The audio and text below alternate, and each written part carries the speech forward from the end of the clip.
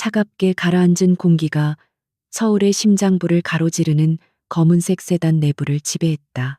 JW 그룹의 총수 강지훈은 등받이에 몸을 깊게 묻은 채 창밖으로 빠르게 스쳐 지나가는 도시의 풍경을 무심하게 바라보고 있었다.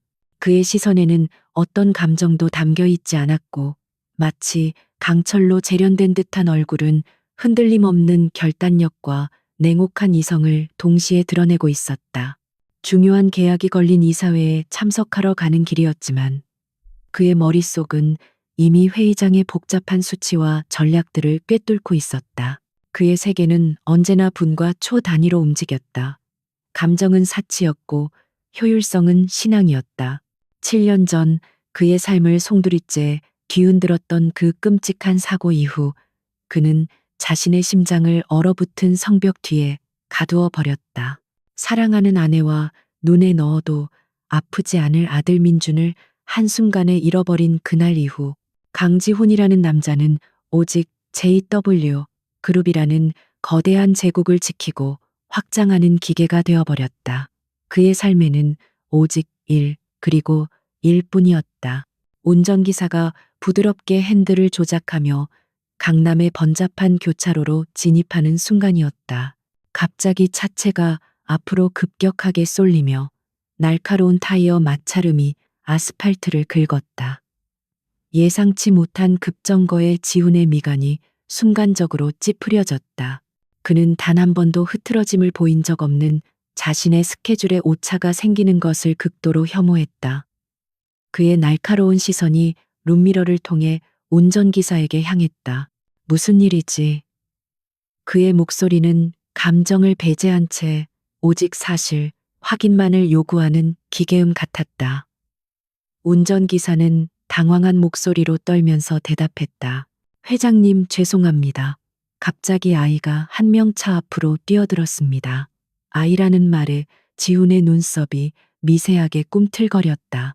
그의 시간은 금이었고 길거리의 하찮은 소동 따위로 낭비할 시간은 단 1초도 없었다. 그는 차갑게 명령을 내렸다. 박 실장, 처리해. 조수석에 앉아있던 충직한 비서 박민혁이 재빨리 차에서 내렸다. 그는 이런 돌발 상황을 처리하는데 이골이 난 전문가였다. 지훈은 다시 서류로 눈을 돌리며 방금 전의 소동을 머릿속에서 지워버리려 했다. 하지만 어째서인지 상황은 그의 예상보다 길어지고 있었다. 몇 분이 흘렀지만 차는 움직일 기미를 보이지 않았다.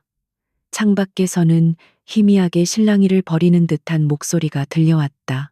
결국 참지 못한 지훈이 직접 차문을 열고 밖으로 나섰다.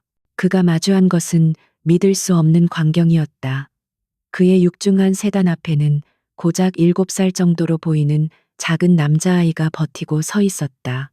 아이는 낡고 해진 옷을 입고 있었지만 그 작은 몸에서 뿜어져 나오는 기세는 성인 남자 못지않았다. 아이는 조금까진 무릎을 가리키며 박민혁에게 또박또박 무언가를 요구하고 있었다. 그 작은 얼굴에는 두려움이나 주눅든 기색이라고는 찾아볼 수 없었다. 오직 당돌함과 절대 물러서지 않겠다는 굳은 의지만이 가득했다. 지훈이 다가가자 박민혁이 곤란한 표정으로 보고했다. 회장님, 이 아이가 차에 부딪혔다며 치료비를 요구하고 있습니다. 병원에 데려다 주겠다고 해도 막무가내입니다. 지훈의 차가운 시선이 아이에게로 향했다. 그는 시간을 허비하게 만든 이 작은 방해물을 향해 얼음장 같은 목소리를 던졌다. 꼬마야, 원하는 게 뭐지? 돈인가? 얼마면 되겠나? 그의 목소리에는 아이를 한낱 귀찮은 존재로 여기는 경멸이 섞여 있었다. 하지만 아이는 그의 위압적인 분위기에 전혀 굴하지 않았다. 오히려 더 당당하게 허리에 손을 얹고 지훈을 똑바로 쳐다보며 말했다. 아저씨가 이 차 주인이에요? 당신 부하가 제대로 사과도 안 하잖아요. 그리고 돈은 당연히 받아야죠. 내 동생이 아파서 약을 사야 한단 말이에요. 아이의 목소리는 어른을 흉내내는 듯 했지만 그 안에 담긴 절박함은 연기가 아니었다. 지우는 잠시 말문이 막혔다. 지금껏 그 누구도 그의 앞에서 이런 식으로 행동한 적이 없었다. 그는 아이를 자세히 뜯어보기 시작했다. 때가 꼬질꼬질한 얼굴, 헝클어진 머리카락, 그리고 무엇보다도 그의 시선을 사로잡은 것은 아이의 눈이었다. 그 작은 눈은 깊은 어둠 속에서도 빛을 잃지 않는 별처럼 반짝이고 있었다. 그 안에는 세상의 부조리에 맞서 싸우려는 어린아이의 분노와 소중한 것을 지키기 위한 필사적인 의지가 담겨 있었다.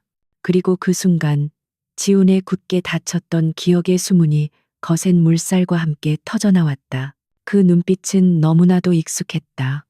7년 전 자신의 품에 안겨 세상이 떠나가라 울면서도 결코 눈물을 보이지 않으려 입술을 굳게 깨물던 아들.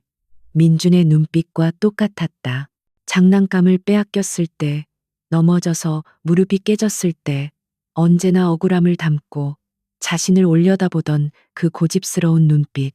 지훈의 심장이 얼음처럼 차갑게 식어내리는 것 같기도 하고, 혹은 용암처럼 뜨겁게 끓어오르는 것 같기도 한 이상한 감각에 휩싸였다.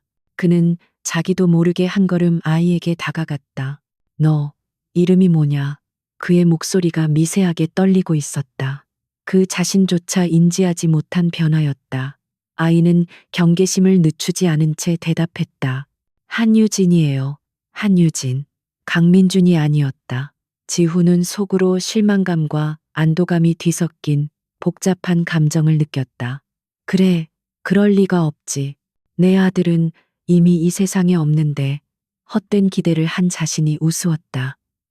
그는 다시 냉정한 총수의 얼굴로 돌아가려 애썼다. 하지만 그의 시선은 여전히 유진에게서 떨어지지 않았다. 아이의 얼굴 윤곽, 오똑한 콧날, 굳게 담은 입술까지 보면 볼수록 죽은 아들의 모습이 아른거렸다.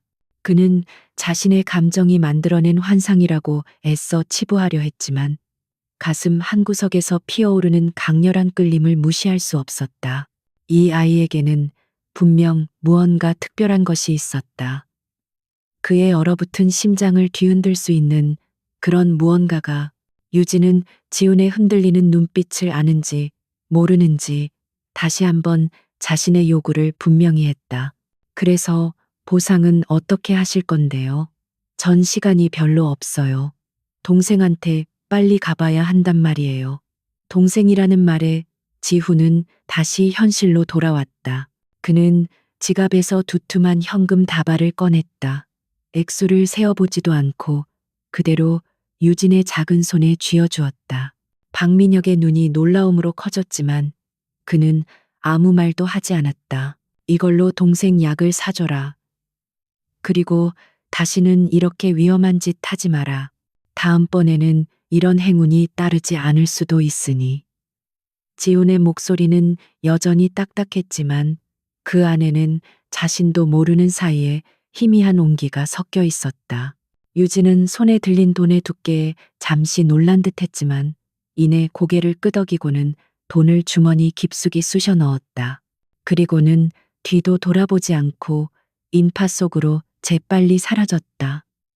마치 한 마리의 작은 들짐승처럼 민첩하고 빨랐다. 지우는 아이가 사라진 자리를 한참 동안 멍하니 바라보았다. 심장이 이상하게 뛰고 있었다. 7년 만에 처음 느껴보는 생소한 감정의 파동이었다. 그는 차에 올라타면서 박민혁에게 나지막이 명령했다. 박 실장, 방금 그 아이, 한유진이라고 했나? 그 아이에 대해 알아봐. 아주 자세하게.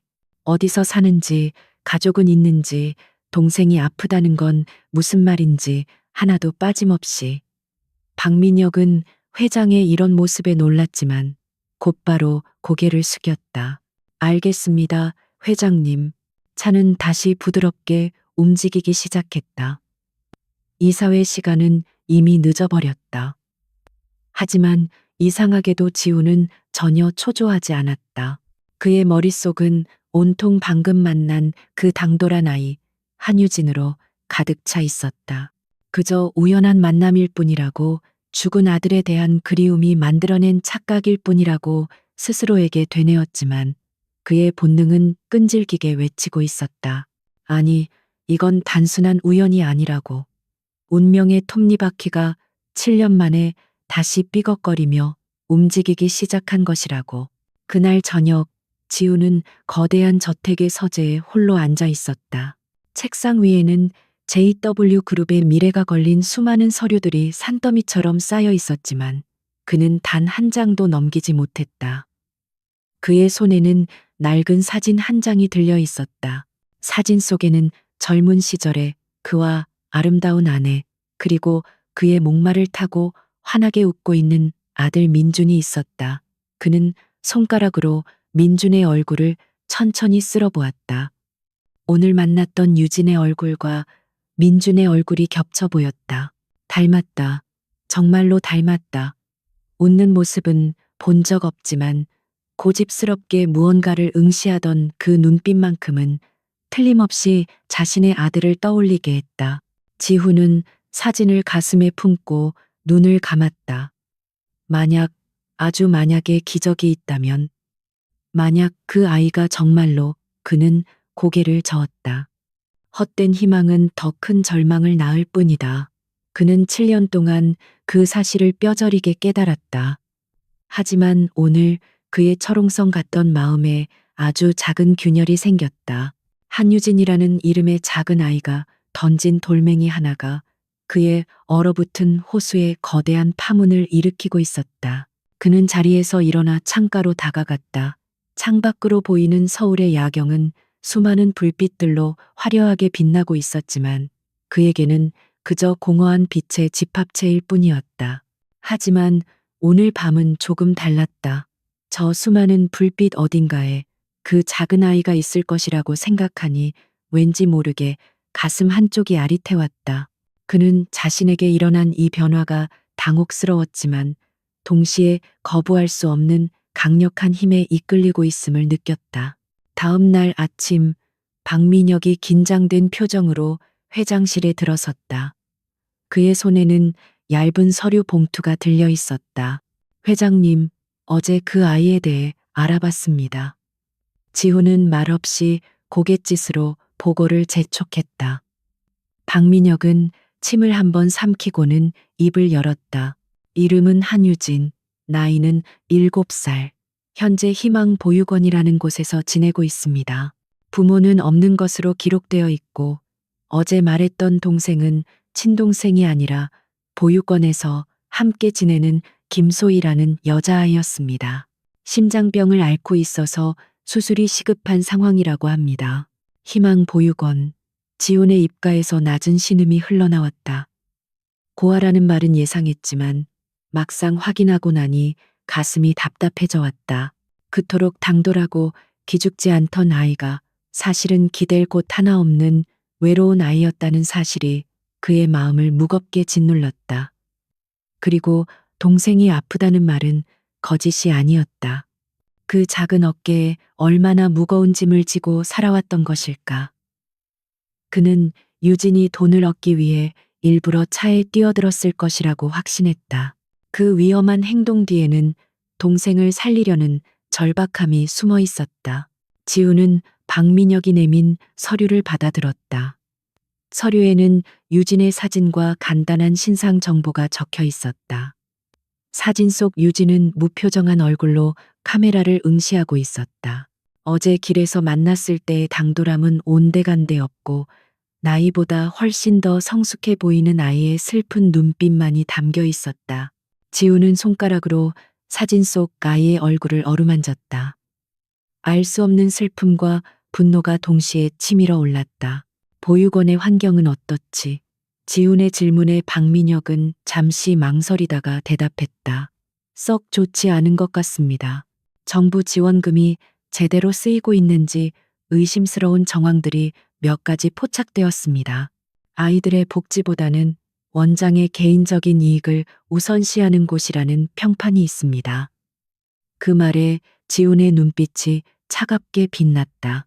그는 부패와 부정을 세상에서 가장 혐오했다.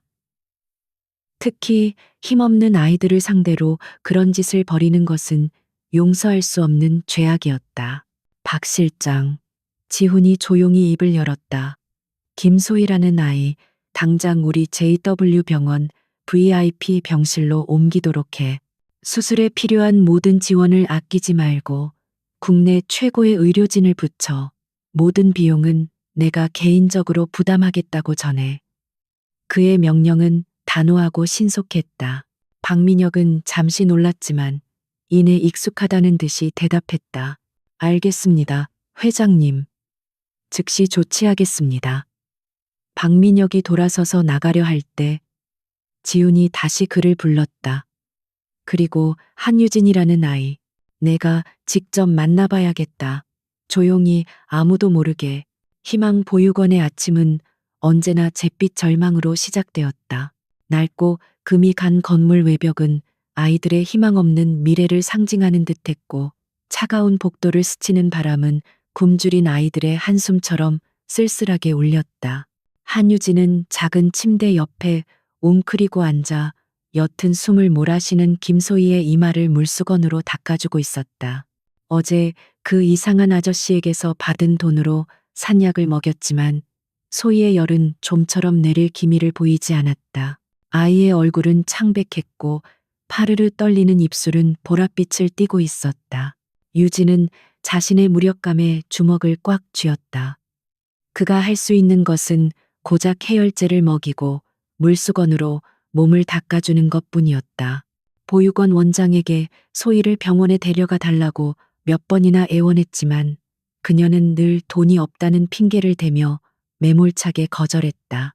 아이들의 식비와 난방비마저 빼돌려 자신의 사치를 채우는 위선적인 여자라는 것을 유진은 이미 알고 있었다. 이 지옥 같은 곳에서 소희를 지킬 수 있는 사람은 오직 자신뿐이었다. 소희가 힘겹게 눈을 떴다. 오빠, 나 아파. 가냘픈 목소리가 유진의 심장을 칼로 베는 듯 했다. 유진은 애써 미소를 지으며 소희의 작은 손을 잡았다. 괜찮아, 소희야. 오빠가 있잖아. 약도 먹었으니까 금방 나을 거야. 그의 목소리는 나이에 맞지 않게 침착하고 든든했지만 그의 눈에는 깊은 불안감이 서려 있었다. 이대로 가다가는 정말로 소희를 잃을지도 모른다는 공포가 그의 온몸을 올가매고 있었다. 바로 그때였다. 보육원의 낡은 철문 밖에서 요란한 사이렌 소리와 함께 여러 대의 차량이 멈춰서는 소리가 들려왔다. 호기심 많은 아이들이 창가로 몰려들었고 곧이어 놀라움에 찬 탄성이 터져 나왔다. 보육원 마당으로 들어선 것은 번쩍이는 최신식 구급차와 JW그룹의 로고가 선명하게 밝힌 검은색 세단들이었다. 곧이어 하얀 가운을 입은 의사와 간호사들이 분주하게 내렸고 그들의 모습은 마치 다른 세상에서 온 사람들처럼 비현실적으로 보였다. 보육원 원장인 배미숙이 화들짝 놀라며 버선발로 뛰쳐나왔다. 그녀는 자신의 비리가 탄로 날까봐 늘 전전긍긍하며 살았기에 이런 갑작스러운 방문은 그녀에게 공포 그 자체였다. 그녀는 억지 미소를 지으며 의료진의 리더로 보이는 중년 의사에게 다가갔다. 어머, 이게 무슨 일들이신가요?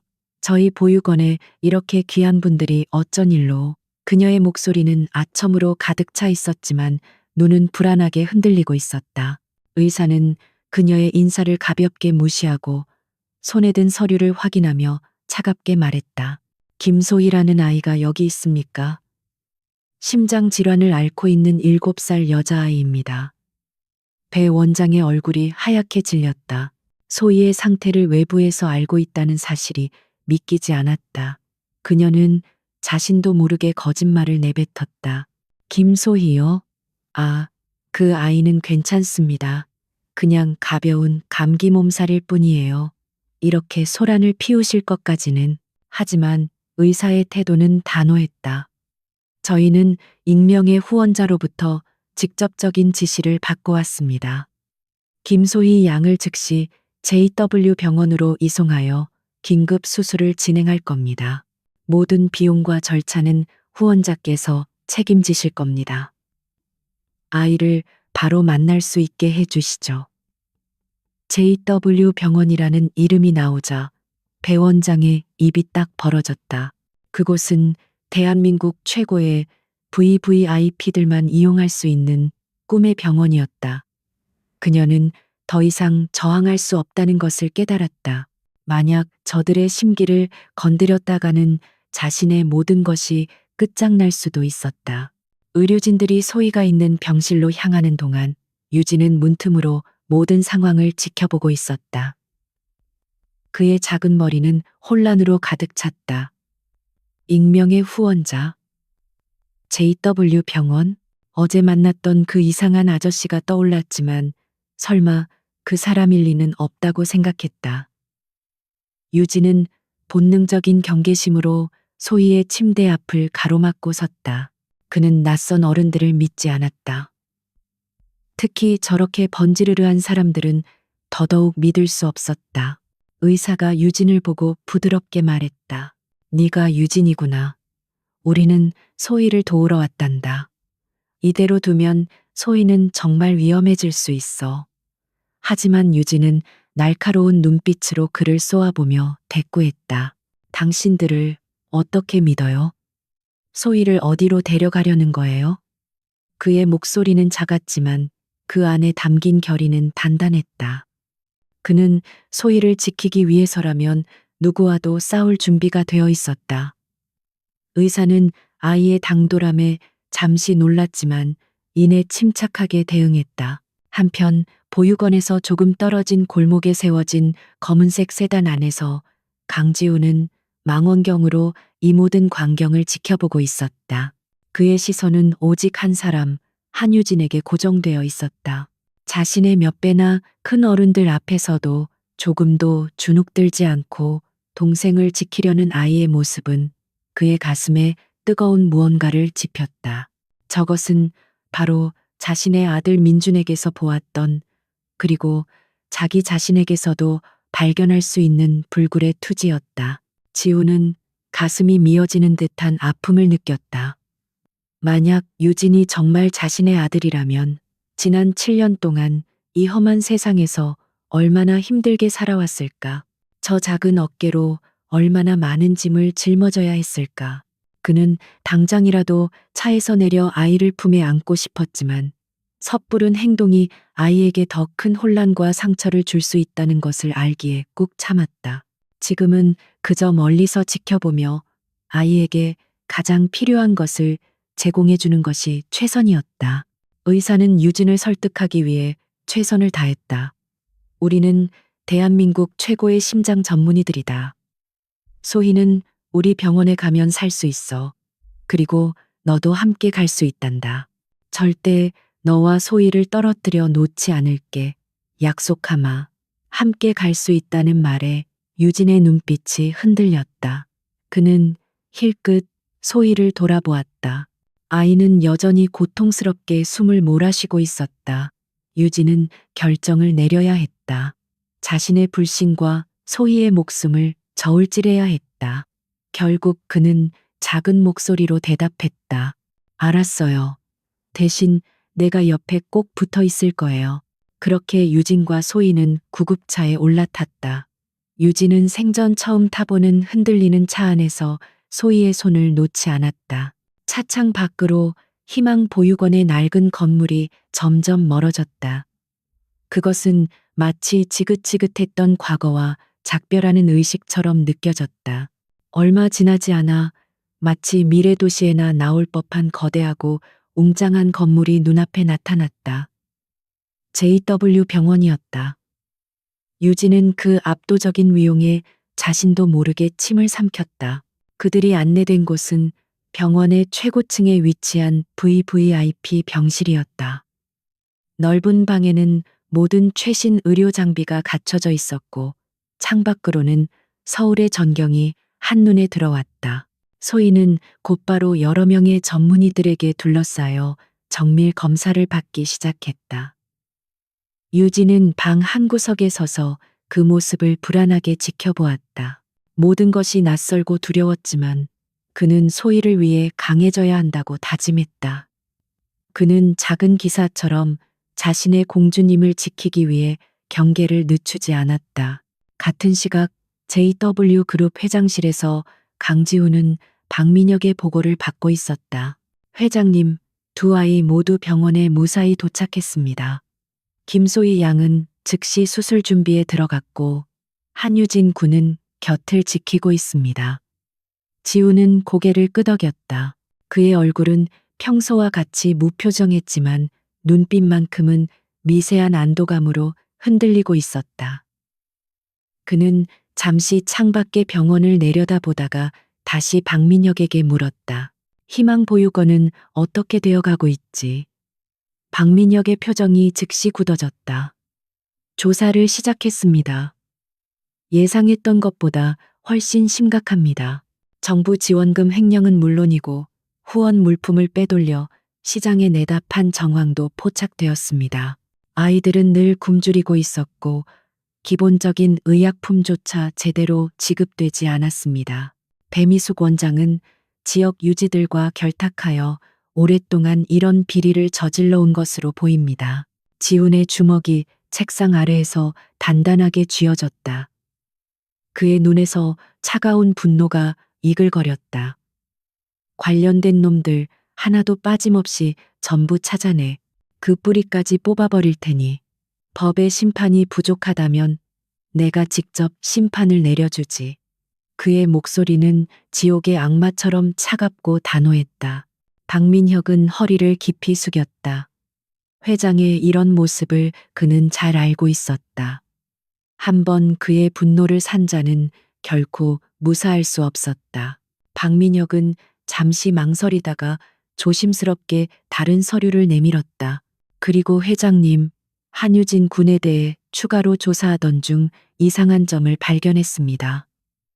지훈의 시선이 날카롭게 그에게 향했다. 이상한 점이라니?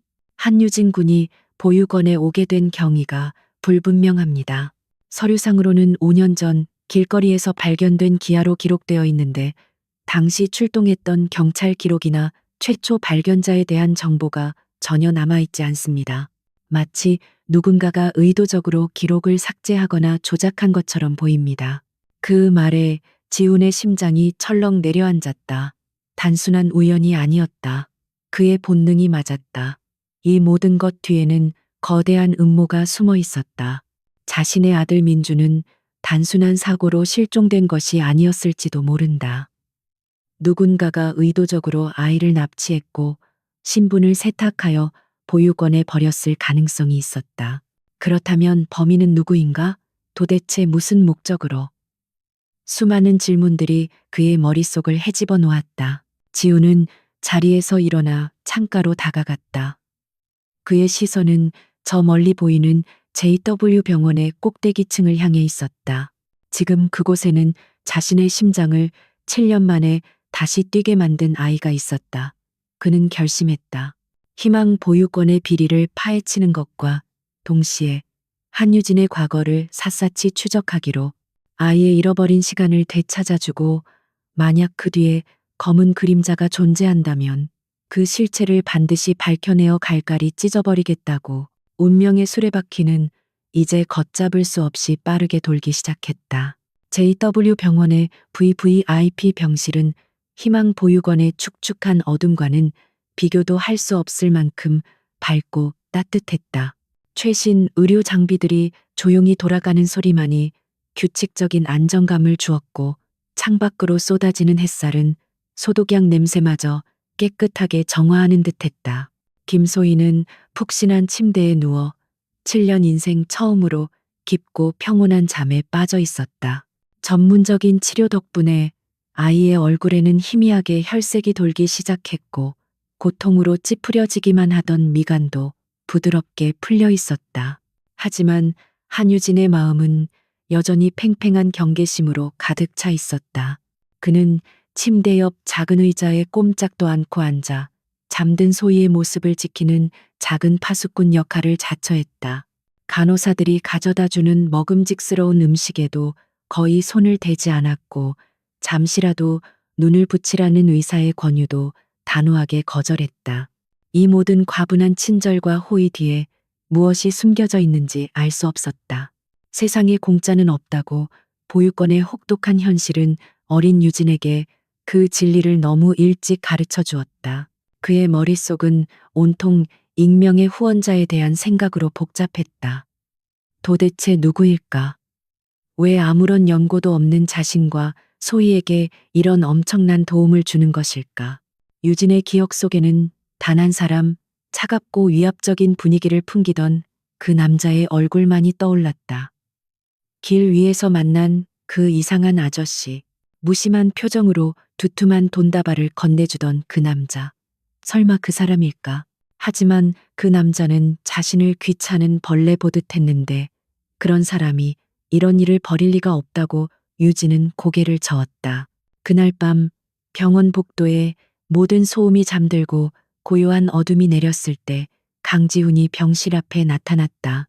그는 안으로 들어가지 않고 특수 제작된 단방향 유리가 설치된 옆방으로 들어갔다.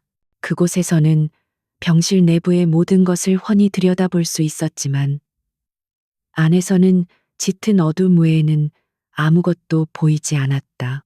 지우는 숨을 죽인 채 유리창 너머로 두 아이의 모습을 지켜보았다. 그의 심장은 이상할 정도로 빠르게 뛰고 있었다. 소희가 잠결에 뒤척이며 얇은 이불을 걷어차자 의자에 앉아 꾸벅꾸벅 졸던 유진이 화들짝 놀라며 잠에서 깼다. 그는 피곤한 기색도 없이 일어나 소희의 이불을 목까지 다시 덮어주었다. 그리고는 잠든 동생의 귓가에 아주 작은 목소리로 속삭였다. 괜찮아, 소희야. 이제 아무도 널 아프게 못해. 오빠가 꼭 지켜줄게. 그 작지만 단단한 약속의 말을 듣는 순간 지훈의 심장이 쿵 하고 내려앉았다. 얼음장 같던 그의 가슴 속에서 뜨거운 무언가가 울컥 치밀어 올랐다. 저 모습은 너무나도 익숙한 광경이었다.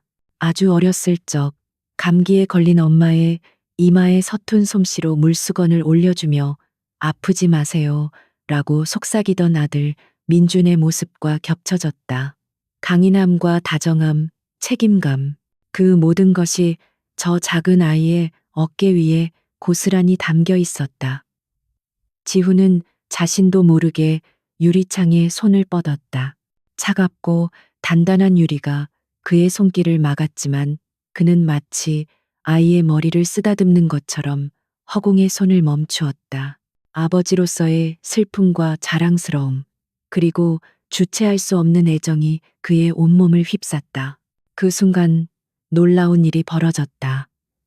마치 그의 시선을 느낀 것처럼 유진이 고개를 돌려 지훈이 있는 쪽에 어두운 유리창을 똑바로 응시했다. 아이의 맑은 눈은 어둠을 꿰뚫고 자신을 보고 있는 누군가의 존재를 감지한 듯했다.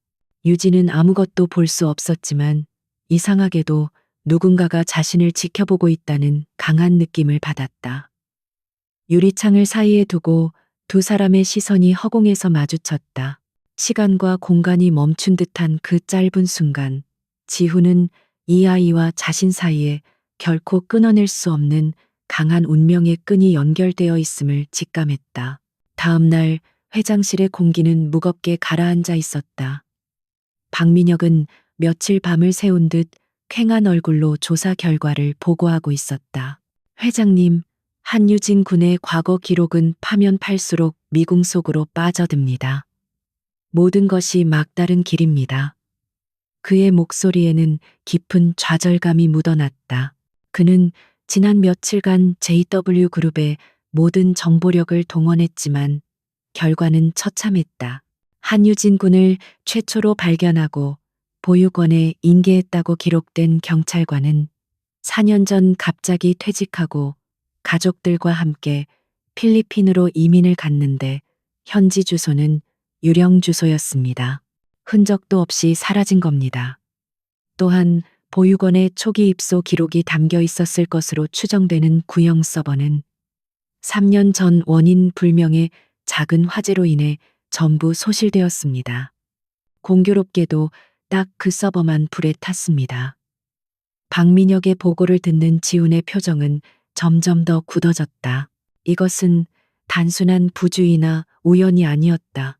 너무나도 완벽하게 짜인 시나리오였다. 누군가가 한유진이라는 아이의 과거를 지우기 위해 수년에 걸쳐 치밀하게 움직였다는 증거였다. 지훈은 7년 전의 그날을 떠올렸다. 아내와 아들이 탄 차가 절벽 아래로 추락했던 끔찍한 사고. 당시 경찰은 빗길에 미끄러진 단순 사고로 결론 내렸었다.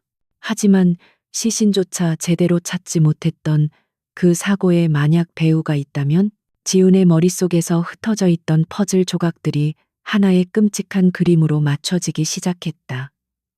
자신의 아들 민주는 사고로 죽은 것이 아니라 납치된 것이었다. 그리고 범인은 아이의 신분을 완벽하게 세탁한 후 눈에 띄지 않는 허름한 보육권에 버려 자신의 시야에서 완전히 벗어나게 만들었다. 그렇다면 범인은 누구인가? 자신에게 원한을 품고 동시에 JW 그룹의 정보망을 교란시킬 만큼의 힘과 자원을 가진 자. 그의 의심은 가장 가까운 곳을 향하기 시작했다. 그의 주변에 있는 모든 사람들이 용의선상에 올랐다. 병원에서는 작은 변화가 일어나고 있었다. 소희의 수술 날짜가 잡히고 아이의 상태는 눈에 띄게 호전되었다. 지훈의 특별 지시를 받은 병원의 모든 직원들은 두 아이에게 극진한 정성을 쏟았다. 처음에는 모든 것을 경계하던 유진도 점차 마음의 벽을 허물기 시작했다. 그는 의사와 간호사들이 진심으로 소희를 걱정하고 치료해주고 있다는 것을 느낄 수 있었다. 며칠 만에 처음으로 유진은 그들이 가져다 준 따뜻한 수프를 남김없이 비웠고 수간호사의 따뜻한 질문에 짧게나마 대답도 하기 시작했다. 하지만 익명의 후원자에 대한 의심은 사라지지 않았다. 유진은 가끔 창밖을 보며 생각에 잠겼다. 이 모든 것을 베풀어준 사람은 도대체 어떤 사람일까? 자신에게 무엇을 바라는 것일까? 그는 언젠가 그 사람을 만나게 되면 반드시 물어보리라 다짐했다. 왜 우리를 도와주는 것이냐고. 그리고 고맙다는 말도 전해야겠다고 생각했다. 그의 작은 마음 속에서 경계심과 감사함이 복잡하게 뒤섞여 자라나고 있었다.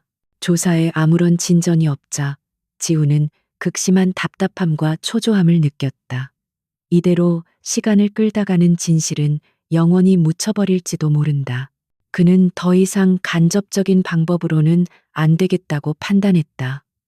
결정적인 증거, 그 누구도 반박할 수 없는 과학적인 증거가 필요했다.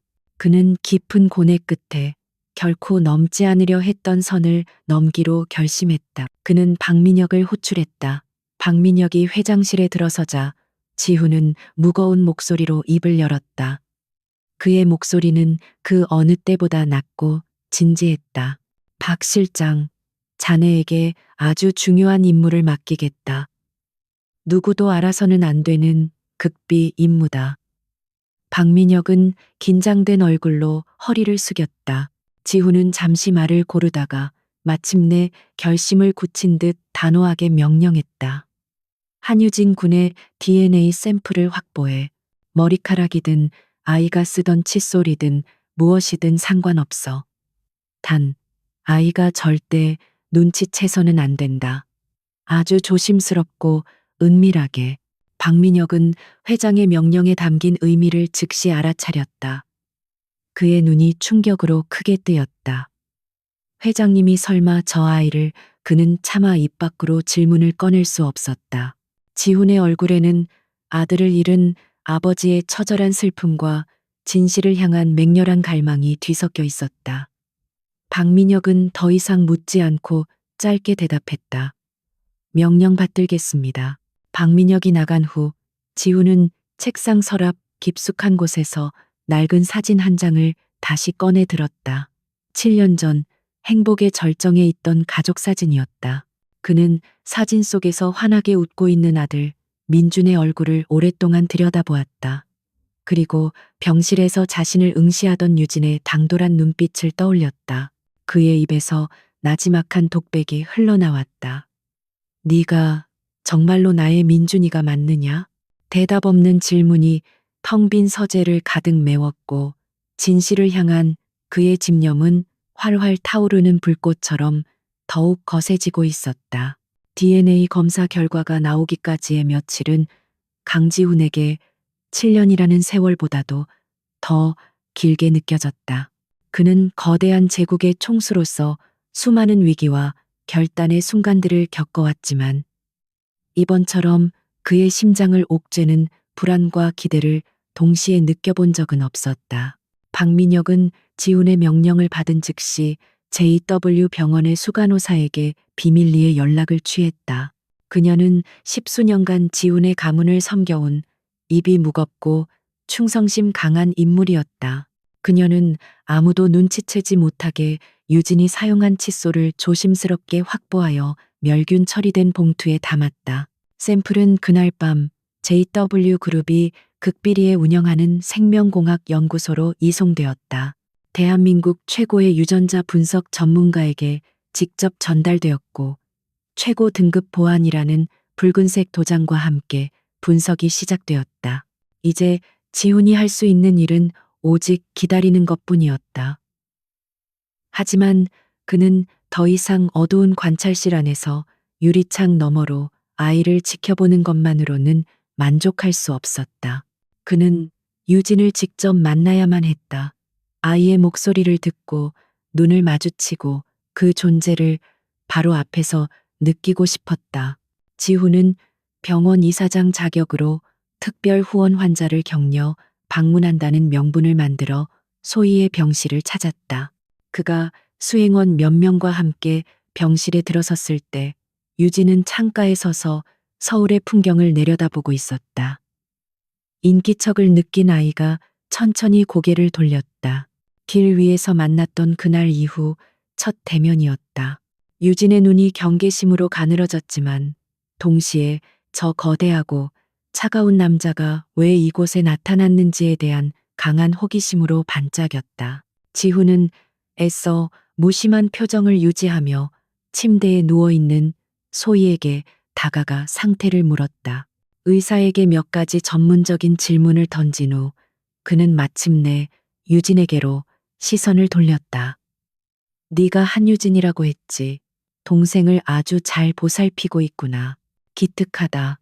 그의 목소리는 여전히 낮고 무뚝뚝했지만 그날 길 위에서와는 달리 희미한 온기가 배어 있었다. 유진은 대답 없이 그저 지훈을 빤히 쳐다보기만 했다. 아이는 이 남자가 자신들의 익명의 후원자일지도 모른다고 어렴풋이 짐작하고 있었다. 병원 생활은 할만한가? 필요한 건 없나? 지훈이 다시 물었다. 유진은 잠시 망설이다가 입을 열었다. 그의 목소리는 아이답지 않게 차분하고 논리정연했다. 필요한 건 없어요. 이미 너무 많은 걸 받았는걸요. 궁금한 게 하나 있는데 대답해 주실 수 있어요? 지우는 아이의 당돌한 질문에 흥미를 느끼며 고개를 끄덕였다. 물어보거라.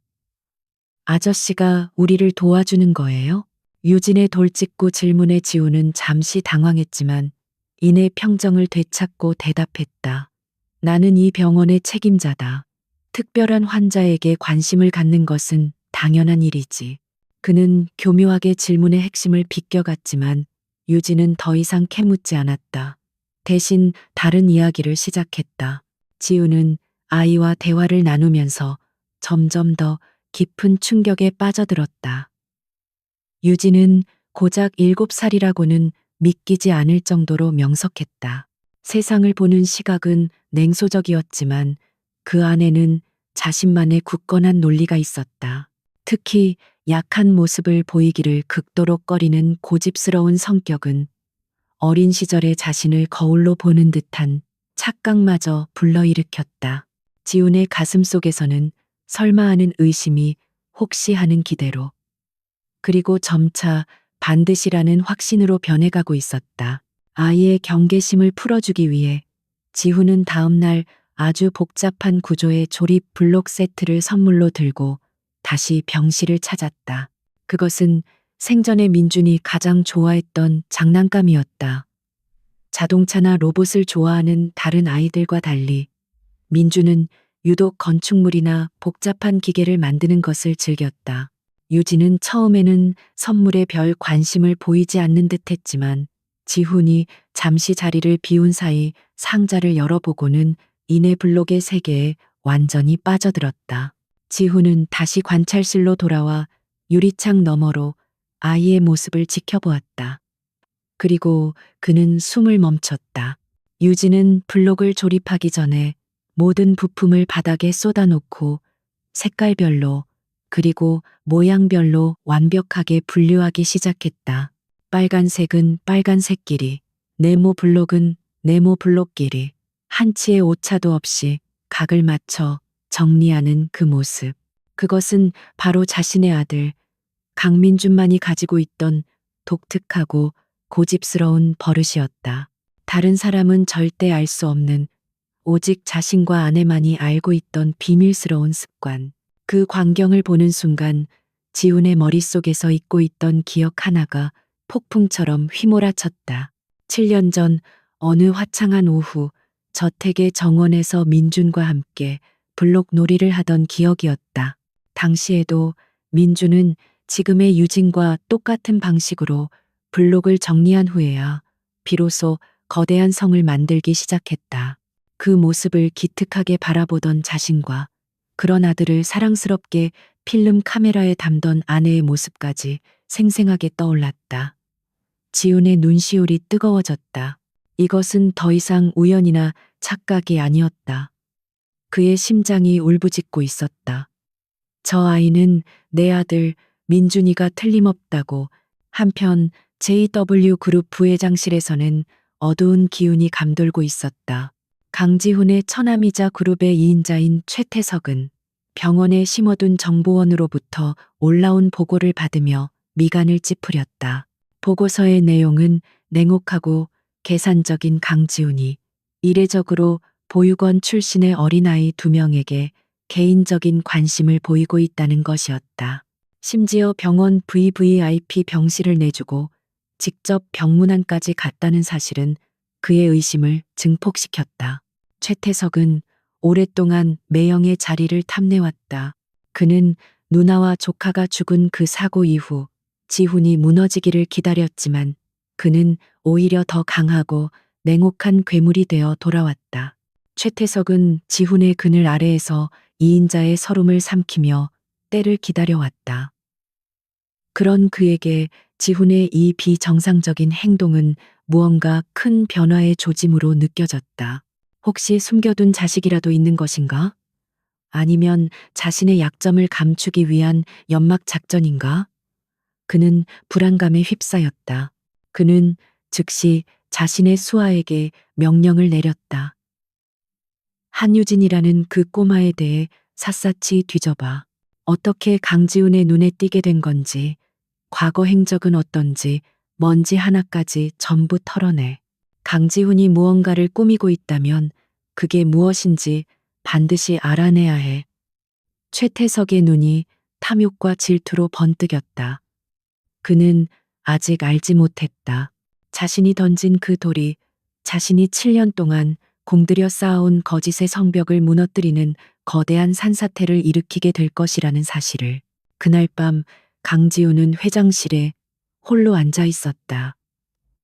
블록을 정리하던 유진의 모습이 눈앞에서 떠나지 않았다.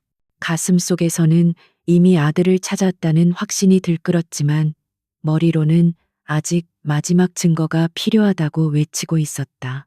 7년간 그를 지탱해온 냉철한 이성이 감정적인 확신만으로는 만족하지 못했다. 그는 7년 전의 비극을 되풀이하고 싶지 않았다. 다시는 소중한 것을 잃고 싶지 않았다. 그러기 위해서는 완벽한 증거와 철저한 계획이 필요했다. 바로 그때 그의 책상 위에 놓인 붉은색 직통 전화기가 요란한 소리를 내며 울렸다. 발신자는 박민혁이었다. 지훈은 떨리는 손으로 수화기를 들었다. 그의 심장이 목구멍까지 차오르는 것 같았다. 수화기 너머로 박민혁의 긴장된 목소리가 들려왔다. 그는 길게 말하지 않았다. 오직 한 문장만을 전했다. 회장님, 결과가 나왔습니다. 그 한마디에 세상의 모든 소음이 멈춘 듯했다. 7년간의 기다림, 그 끝에 서 있는 진실의 문이 마침내 그의 눈앞에서 천천히 열리고 있었다. 강지우는 수화기를 내려놓은 후에도 한참 동안 움직이지 않았다. 그의 손은 전화기 위에 얹힌 채 미세하게 떨리고 있었고 굳게 닫힌 입술 사이로는 거친 숨이 새어나왔다. 7년의 세월이 단 몇 초의 시간 속에 응축되어 그의 온몸을 짓눌렀다. 그는 박민혁에게 사무실이 아닌 저택의 서재로 직접 보고서를 가져오라고 명령했다. 이 진실은 오직 그만이 가장 먼저 그리고 가장 온전하게 마주해야만 했다. 밤의 어둠이 짙게 깔린 저택의 서재는 숨막히는 긴장감으로 가득 찼다. 얼마 지나지 않아 박민혁이 경외심과 비장함이 뒤섞인 얼굴로 서재에 들어섰다. 그는 아무 말 없이 붉은색 밀랍으로 봉인된 서류 봉투를 지훈의 책상 위에 올려놓았다. 지훈의 시선이 봉투에 새겨진 JW 생명공학 연구소의 공식 직인에 머물렀다. 그는 평생 수만 장의 서류에 사인을 해왔지만 지금 이 종이 한 장만큼 그의 심장을 뒤흔든 것은 없었다. 그는 떨리는 손으로 페이퍼 나이프를 들어 조심스럽게 봉투를 개봉했다. 얇은 종이 한 장이 그의 눈앞에 펼쳐졌다. 복잡한 유전자 배열 지도와 수치들이 나열되어 있었지만 그의 시선은 오직 마지막 한 줄에 고정되었다. 유전자형 일치 확률 99.999% 친자 관계 성립. 그 글자들이 지훈의 눈앞에서 흐릿하게 번져나갔다. 순간 그의 주변 세상이 무너져 내리는 듯한 굉음과 함께 7년간 그를 짓눌러왔던 모든 감정의 댐이 한꺼번에 터져나왔다. 기쁨, 안도감, 슬픔, 그리고 걷잡을 수 없는 분노가 거대한 해일처럼 그를 덮쳤다. 강철 가면처럼 단단했던 강지훈의 얼굴이 무너져 내렸다. 그의 눈에서 뜨거운 눈물이 쉴 새 없이 흘러내렸다. 7년 만에 처음으로 흘리는 눈물이었다. 아들을 찾았다. 죽은 줄로만 알았던 가슴에 묻었던 아들이 살아있었다. 한유진, 그 당돌하고 작은 아이가 바로 자신의 핏줄 JW 그룹의 유일한 후계자 강민준이었다. 그는 보고서를 가슴에 품고 어린아이처럼 소리 없이 오열했다. 텅 빈 서재에 한 남자의 처절한 울음소리만이 가득 찼다. 하지만 그 감격적인 환희는 오래가지 않았다. 눈물이 마르자 그 자리에는 지독하게 차갑고 무서운 분노가 용암처럼 들끓기 시작했다. 내 아들은 죽은 것이 아니었다. 도둑 맞았던 것이다. 지난 7년간 자신의 아들은 허름하고 부패한 보육권에서 굶주림과 서름을 견디며 살아남아야 했다. 그동안 자신은 거짓된 비극에 갇혀 아들의 장례식까지 치렀다. 이제 질문은 음모가 있었는가가 아니었다. 누가 그리고 왜 이런 끔찍한 짓을 저질렀는가였다. 그의 슬픔은 단 하나의 목표, 즉 피해 복수를 향한 무서운 집념으로 변모했다. 지훈은 핏발이 선 눈으로 박민혁을 바라보았다. 그의 목소리는 울음에 잠겨 쉬어 있었지만 그 안에 담긴 냉혹함은 오히려 이전보다 더욱 날카로워져 있었다. 배미숙 원장, 지금 당장 내 앞으로 끌고 와. 박민혁은 이미 모든 것을 예상했다는 듯 고개를 숙였다. 이미 조치해 두었습니다. 회장님의 별장에서 대기 중입니다. 지훈은 즉시 자리에서 일어났다. 그의 걸음걸이에는 한치의 망설임도 없었다. 지금부터는 자비 없는 심판의 시간이었다. 서울 외곽에 위치한 지훈의 개인 별장, 그 깊은 지하의 신문실에 희망보육원의 원장 배미숙이 두려움에 떨며 앉아 있었다. 그녀는 박민혁이 제시한 횡령과 아동학대에 대한 명백한 증거들 앞에서 이미 넋이 나가 있었다. 그때 무거운 철문이 열리고 지훈이 어둠 속에서 모습을 드러냈다. 그의 눈은 먹이를 노리는 맹수처럼 번뜩였고 그가 뿜어내는 위압감에 배미숙은 숨조차 제대로 쉴 수 없었다. 지훈은 아무 말 없이 그녀의 앞에 서류 한 장을 던졌다. 유진과 자신의 유전자 검사 결과 보고서였다. 배미숙은 그 내용을 이해할 수 없었지만 지훈의 살기 어린 눈빛만으로도 모든 것이 끝났음을 직감했다. 지훈이 얼음처럼 차가운 목소리로 입을 열었다. 5년 전 당신에게 저 아이를 데려온 놈이 누구지? 배미숙은 필사적으로 고개를 저었다. 모릅니다. 저는 정말 아무것도. 하지만 그녀의 말이 채 끝나기도 전에 지훈이 테이블을 주먹으로 내리쳤다. 누구냐고 물었다. 그의 분노가 담긴 외침에 배미숙의 거짓말이 산산조각 났다. 그녀는 울부짖으며 모든 것을 털어놓기 시작했다. 5년 전이었습니다. 아주 높은 분처럼 보이는 신사 한 명이 저를 찾아왔습니다. 그는 제게 아주 큰 돈을 주며 신원 기록이 없는 남자아이 한 명을 맡아달라고 했습니다. 절대 아이가 눈에 띄게 해서는 안 되며 과거를 묻는 사람이 있으면 모른다고만 하라고 했습니다.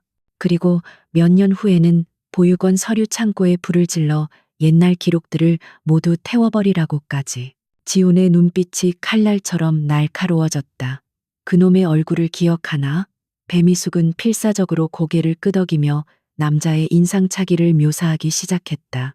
값비싼 양복, 세련된 매너, 하지만 어딘가 비열해 보이는 눈빛, 그리고 그녀의 마지막 증언이 지훈의 심장에 비수를 꽂았다. 그분 손가락에 아주 독특한 백금 반지가 있었습니다. 용이 뱀을 휘감고 있는 모양이었어요. 용과 뱀, 지훈의 머릿속이 하얗게 비는 것 같았다. 그 반지는 세상에 단 하나뿐인 물건이었다. 이탈리아의 장인이 특별 제작한 것으로 자신의 처남이자 JW 그룹의 부회장인 최태석이 늘 자랑처럼 끼고 다니는 반지였다. 최태석. 그 이름이 지훈의 머릿속을 망치처럼 내리쳤다. 배신감에 숨이 막혔다. 7년 전 사고 소식을 듣고 달려와 자신을 부축하며 함께 오열하던 그의 모습이 떠올랐다. 어깨를 빌려주며 위로하던 그 위선적인 얼굴 뒤에 이 모든 비극을 설계한 악마의 미소가 숨어 있었던 것이다. 이제 모든 것이 명확해졌다. 최태석의 목적은 단 하나, JW 그룹이었다. 그는 그룹의 유일한 적통 후계자인 민중과 아들을 위해서라면 무엇이든 할 아내 서연을 함께 제거하려 했던 것이다. 그리고 비탄에 빠져 그룹 경영에 소홀해진 자신을 밀어내고 마침내 그룹을 통째로 삼키려 했던 것이다. 지훈은 이를 갈았다. 피를 나눈 가족보다 더 믿었던 처남에게 이토록 처참하게 배신당했다는 사실이 그를 미치게 만들었다. 그의 영혼은 이제 복수심이라는 검은 불꽃에 완전히 사로잡혔다. 그는 배미숙을 더 이상 쳐다보지도 않고 신문실을 나섰다. 모든 것을 자백한 그녀는 이제 법의 처분을 기다리는 하찮은 범죄자에 불과했다. 지훈은 다시 저택의 서재로 돌아왔다. 그의 손에는 유전자 검사 보고서와 배미숙의 자백이 녹음된 파일이 들려 있었다. 그는 더 이상 슬픔에 잠긴 아비도 냉철한 경영인도 아니었다. 자신의 새끼를 해친 원수의 목을 물어뜯기 위해 깨어난 굶주린 늑대였다. 지훈은 창가에 서서 동이 트기 시작하는 어두운 하늘을 바라보았다. 7년간 그를 짓누르던 거짓된 밤이 끝나고 이제 진실의 아침이 밝아오고 있었다. 하지만 그 아침은 평화로운 아침이 아니라 피비린내 나는 전쟁의 시작을 알리는 서곡이었다. 그는 박민혁에게 전화를 걸었다. 그의 목소리에는 이전의 슬픔이나 분노 같은 감정조차 남아있지 않았다. 오직 절대적인 0점의 냉혹함만이 섬뜩하게 흘러나왔다. 박 실장, 지금부터 전쟁이다. 최태석의 숨통을 끊을 준비를 시작해. 강지훈의 선전포고 이후 그의 저택 서재는 거대한 제국의 운명을 결정할 비밀스러운 전쟁 상황실로 변모했다. 핏빛 복수심이 그의 심장을 지배하고 있었지만 그의 머리는 그 어느 때보다 차갑고 날카롭게 작동하고 있었다. 그는 박민혁과 마주 앉아 앞으로의 전략을 구상했다. 성급한 복수는 더 큰 비극을 낳을 뿐이라는 것을 그는 7년의 고통 속에서 뼈저리게 깨달았다. 최우선 과제는 아들 민준이의 절대적인 안전 확보였다. 최태석에게 유진이가 민준이라는 사실을 바로 알릴 순 없어. 지훈이 낮은 목소리로 말했다. 궁지에 몰린 쥐는 고양이를 무는 법이다. 그 교활한 놈이 내 아들에게 또다시 손을 대는 일은 절대 용납할 수 없다. 우리는 아들을 가장 안전한 곳에 두면서 동시에 가장 효과적인 미끼로 사용해야 한다. 박민혁은 긴장된 얼굴로 다음 계획을 기다렸다. 지훈의 눈이 번뜩였다. 내가 한유진이라는 아이를 공식적으로 입양할 거다. 그것은 누구도 예상하지 못할 대담하고 기만적인 한 수였다. 냉혈한으로 알려진 JW그룹의 총수가 갑자기 마음이 동해 불쌍한 고아를 입양한다는 설정. 최태석에게는 이것이 지훈이 7년의 슬픔 끝에 마침내 이성을 잃었다고 착각하게 만들 절호의 기회처럼 보일 것이었다. 동시에 민준이는 강지훈 회장이 입양한 아이라는 세상에서 가장 안전한 방패막 뒤에서 보호받게 될 터였다. 모든 계획의 윤곽이 잡히자 지훈은 곧바로 병원으로 향했다. 소희의 심장 수술은 대성공이었다. 아이는 빠르게 건강을 회복하고 있었고 유진의 얼굴에도 오랜만에 옅은 미소가 번졌다. 지훈은 아이들의 병실을 찾아 먼저 소희의 상태를 살핀 후 유진과 단둘이 마주 앉았다. 그는 딱딱한 서론 없이 곧바로 본론을 꺼냈다. 한유진, 내가 너의 법적 보호자가 되고 싶다. 널 내 아들로 입양하고 싶어. 유진의 눈이 충격으로 동그래졌다. 이 갑작스러운 제안을 아이는 도저히 이해할 수 없었다. 왜요? 유진이 경계심 가득한 목소리로 물었다. 왜 저를요? 지훈은 아이의 눈을 똑바로 바라보며 진심을 담아 말했다. 너의 그 당돌한 눈빛이 마음에 들었다. 그리고 나도 너처럼 아주 오랫동안 혼자였다. 우리는 서로에게 좋은 가족이 되어줄 수 있을 것 같구나. 그는 소희의 미래에 대한 약속도 잊지 않았다. 소희의 치료는 물론 앞으로의 생활과 교육까지 내가 모두 책임지겠다. 너희 둘이 원한다면 언제든 만날 수 있게 해줄 것이다. 유진은 깊은 고민에 빠졌다. 이 남자의 제안은 너무나도 파격적이었고 어딘가 미심쩍은 구석이 있었다. 하지만 지긋지긋한 보육원 생활과 소희의 미래를 생각하면 거절할 수 없는 제안이기도 했다.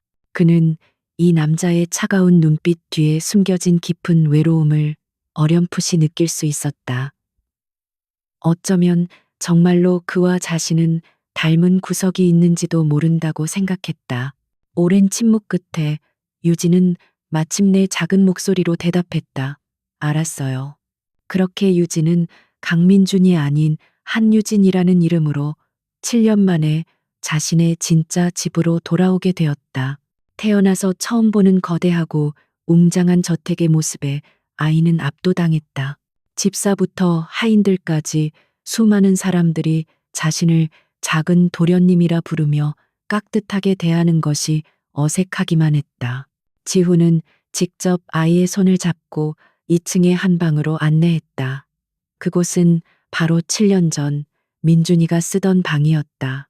모든 것이 그날 이후 시간이 멈춘 것처럼 완벽하게 보존되어 있었다. 유진은 방 안을 둘러보았다.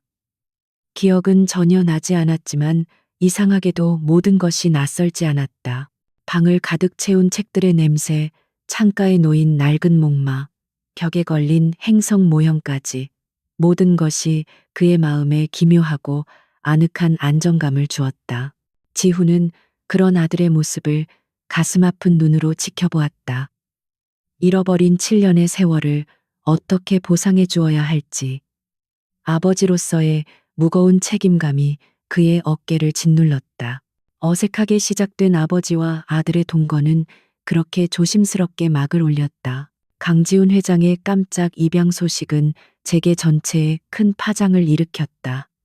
특히 최태석은 이 소식을 듣고 큰 충격과 혼란에 빠졌다. 그는 자신의 집무실에서 보고를 받으며 도저히 이해할 수 없다는 표정을 지었다. 피도 눈물도 없는 강지훈이 고아를 입양하다니 상식적으로 말이 되지 않았다. 슬픔에 미쳐버린 것인가? 아니면 세간의 동정심을 얻기 위한 고도의 계산된 연극인가? 혹은 저 아이에게 무언가 특별한 비밀이라도 숨겨져 있는 것인가? 그의 의심은 꼬리에 꼬리를 물고 이어졌다. 최태석은 이 미스터리를 풀기 위해 직접 움직이기로 결심했다. 그는 매형의 입양을 축하한다는 그럴듯한 명분을 내세워 온갖 값비싼 선물들을 사들고 지훈의 저택을 방문했다. 그의 진짜 목적은 한유진이라는 아이를 직접 만나 정체를 파악하는 것이었다. 저택의 응접실에서 마주한 세 사람 사이에는 미묘한 긴장감이 흘렀다. 최태석은 특유의 가식적인 미소를 지으며 유진에게 다가갔다. 네가 유진이구나. 정말 귀엽게 생겼구나. 나는 네 삼촌이란다. 하지만 유진은 뱀처럼 번들거리는 그의 눈빛과 비굴한 미소에서 본능적인 혐오감을 느꼈다. 아이는 짧게 고개만 까딱했을 뿐 최태석이 내민 선물을 거들떠보지도 않았다. 최태석은 당황했지만 애써 표정을 감추고 아이에게 질문을 던지기 시작했다. 보육원에 오기 전에는 어디서 살았니? 부모님은 기억나지 않고? 그는 아이의 과거를 캐내려 했지만 유진은 기억 안 나요, 몰라요 라는 짧은 대답으로 모든 질문을 차단해버렸다. 지훈은 소파에 앉아 이 모든 광경을 차가운 분노를 억누르며 지켜보았다. 그는 자랑스러운 새아들을 소개하는 아버지의 역할을 완벽하게 연기하면서 최태석의 모든 말과 행동, 표정 변화 하나까지 놓치지 않고 분석하고 있었다. 겉으로는 평화로운 가족 드라마가 펼쳐지는 동안 물밑에서는 최태석을 향한 거대한 그물망이 촘촘하게 짜이고 있었다. 박민혁은 지훈의 지시 아래 그룹 내에서 가장 신임할 수 있는 인물들로 구성된 비밀팀을 가동했다. 최고의 실력을 갖춘 회계 분석가, 화이트 해커, 전직 국정원 출신 조사 요원들이 팀에 합류했다. 그들은 밤낮을 가리지 않고 최태석의 지난 10년간의 모든 것을 파헤치기 시작했다. 그들은 최태석이 페이퍼 컴퍼니를 통해 비자금을 조성한 흔적을 포착했고 그룹의 주요 프로젝트에서 자재 납품가를 부풀려 막대한 리베이트를 챙긴 증거들을 찾아냈다. 또한 그가 반사회적인 조직 폭력배들과 비밀리에 접촉하며 자신의 사업적 이권을 챙겨온 정황까지 드러나기 시작했다. 겉으로는 유능하고 신사적인 부회장이었지만 그 껍질 아래에는 부패와 탐욕으로 가득 찬 괴물이 숨어 있었다. 최태석을 옥죄일덫이 한 조각 한 조각 완벽하게 만들어지고 있었다. 그날 저녁 저택의 거대한 식탁에는 어색한 침묵 속에서 세 남자의 저녁 식사가 이어졌다.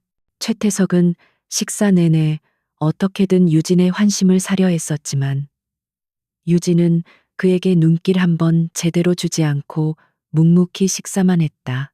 지우는 그런 아들의 모습에 속으로 대견함을 느끼며 교묘하게 화제를 돌려 최태석의 날카로운 질문들을 무력화시켰다. 겉으로는 평온해 보이는 식사 자리였지만 그 아래에서는 보이지 않는 칼날들이 쉴 새 없이 부딪히고 있었다. 식사가 끝나갈 무렵 지훈과 유진의 시선이 허공에서 마주쳤다. 비록 말은 통하지 않았지만 진짜 아버지와 아들 사이에는 기묘한 유대감과 신뢰가 싹트고 있었다. 그들 사이에 앉아 있는 사냥감은 자신이 이미 거미줄의 한가운데에 걸려들었다는 사실조차 깨닫지 못한 채 어리석은 미소를 짓고 있을 뿐이었다. 강지훈의 저택에 아침 햇살이 스며들면서 7년간 멈춰 있던 시간도 서서히 흐르기 시작했다. 한유진에게 대저택에서의 생활은 매일이 새로운 발견의 연속이었다.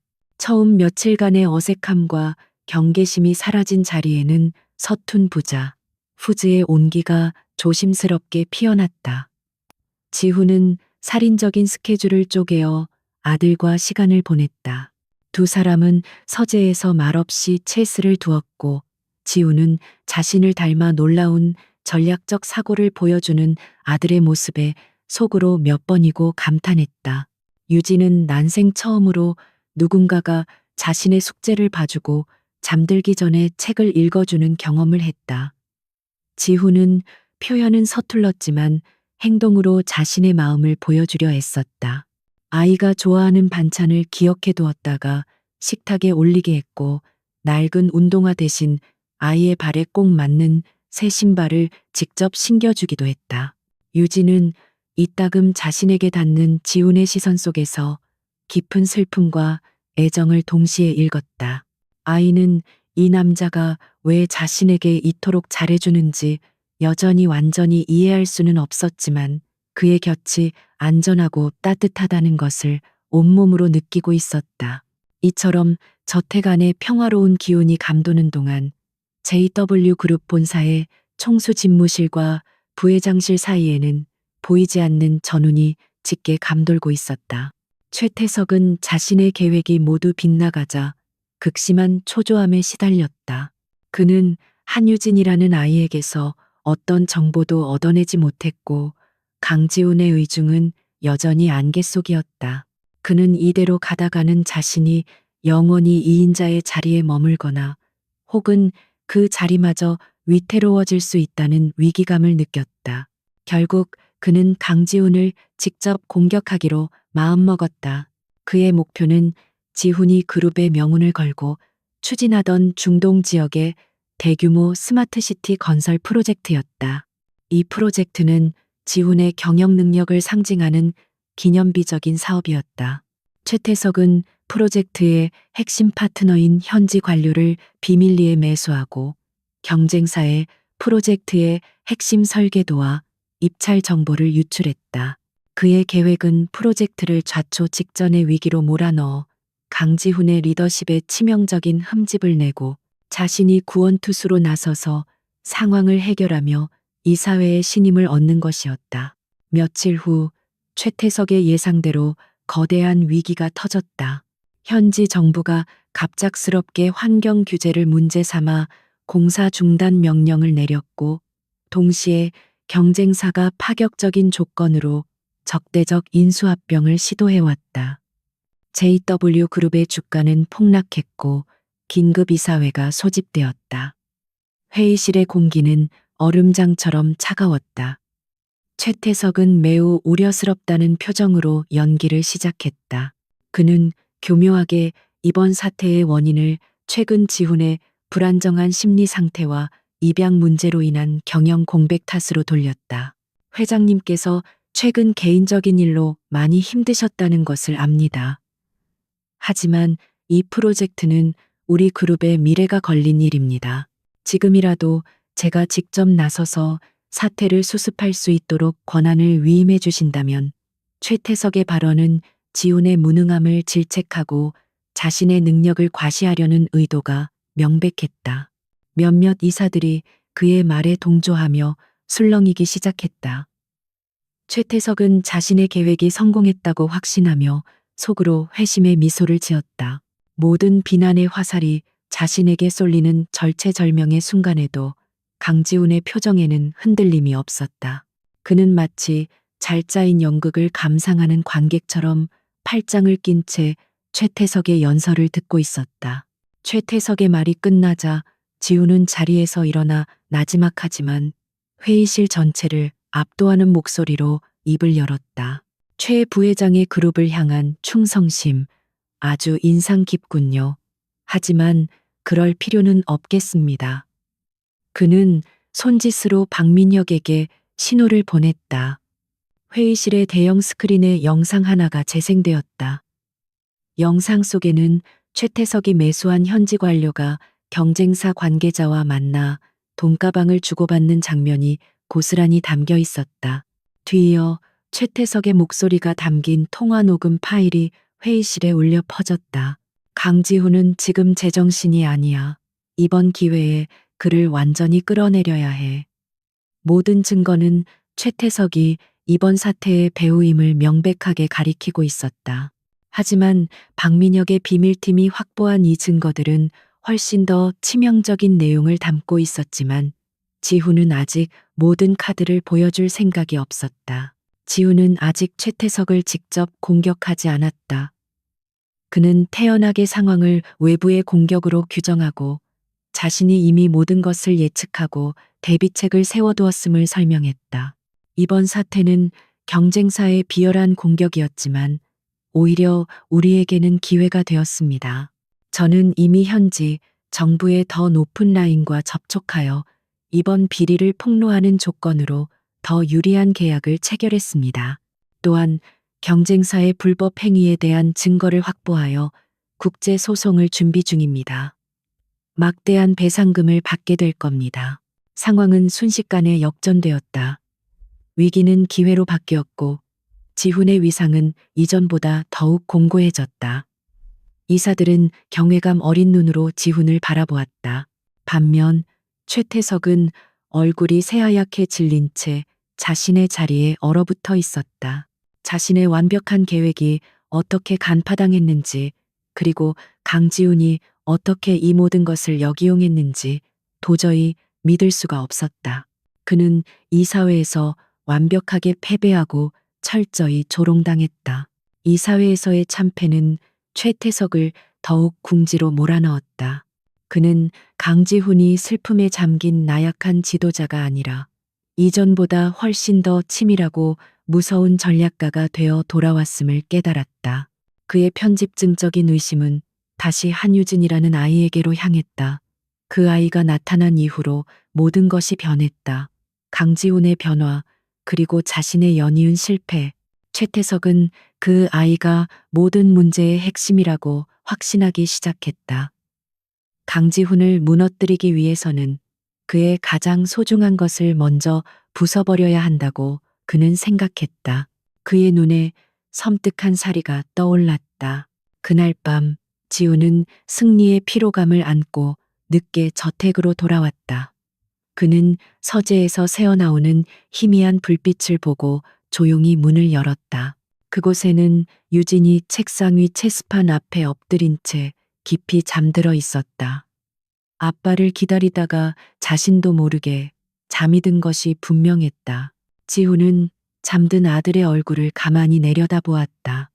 치열한 기업 전쟁도 피비린내 나는 복수도 결국에는 이 작은 아이를 지키기 위한 수단일 뿐이었다. 그의 입가에 7년 만에 처음으로 부드러운 미소가 피어올랐다. 그는 자신의 겉옷을 벗어 잠든 아들의 어깨 위에 조용히 덮어주었다. 보이지 않는 전쟁은 아직 끝나지 않았다. 오히려 이제부터가 진짜 시작이었다. 다음번 전투는 차가운 회의실이 아니라 아들의 안전을 건 훨씬 더 위험하고 개인적인 싸움이 될 것임을 그는 직감했다. 그의 결의는 밤의 어둠 속에서 강철처럼 더욱 단단하게 굳어가고 있었다. 회의실에서의 완벽한 승리는 강지훈에게 어떤 만족감도 주지 못했다. 오히려 그것은 최태석이라는 뱀이 얼마나 더 교활하고 악랄해질 수 있는지를 확인시켜준 경고음에 불과했다. 아들의 안전을 확보하기 위해서는 더 이상 방어만 하고 있을 수는 없었다. 그는 최태석의 숨통을 완전히 끊어버릴 결정적인 한 방을 준비해야만 했다. 지훈은 박민혁의 비밀팀에게 새로운 임무를 하달했다. 이제부터는 최태석의 경영 비리가 아닌 7년 전 그날의 사고에 모든 조사력을 집중하라는 명령이었다. 단순히 최태석이 범인이라는 심증만으로는 부족해. 그놈이 어떻게 내 아내와 아들을 해치려 했는지 그 모든 과정을 뼛속까지 파헤쳐야 한다. 단 하나의 의문점도 남겨서는 안 돼. 지훈의 목소리는 강철처럼 차가웠다. 그는 7년 전의 진실을 완벽하게 재구성하여 최태석이 결코 빠져나갈 수 없는 지옥의 문을 그의 눈앞에 열어보일 작정이었다.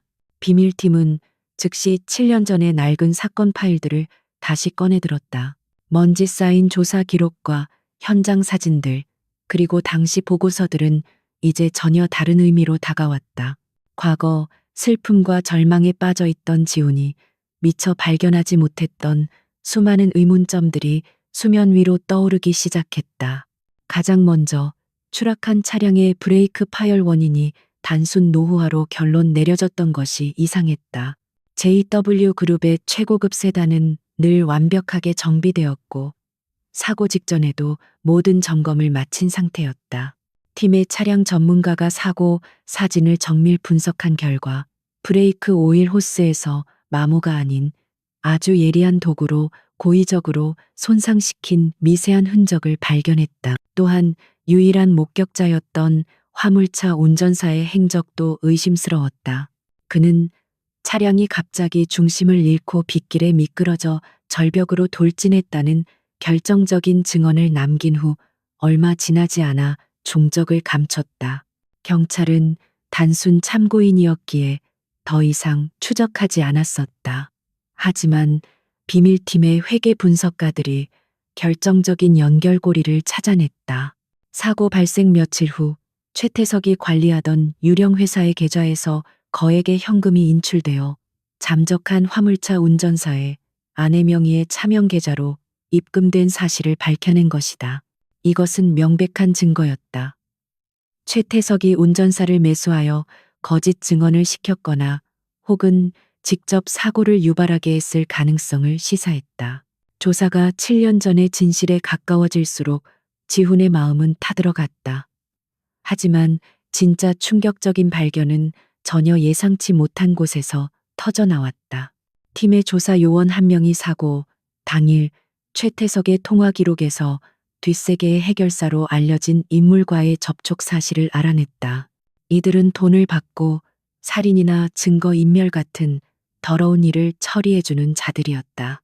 지훈은 즉시 그 해결사의 신원을 파악하라고 지시했고 얼마 지나지 않아 그가 현재 다른 범죄로 교도소에 수감 중이라는 사실을 확인했다. 박민혁은 최고의 변호사를 대동하고 직접 교도소로 찾아가 그를 만났다.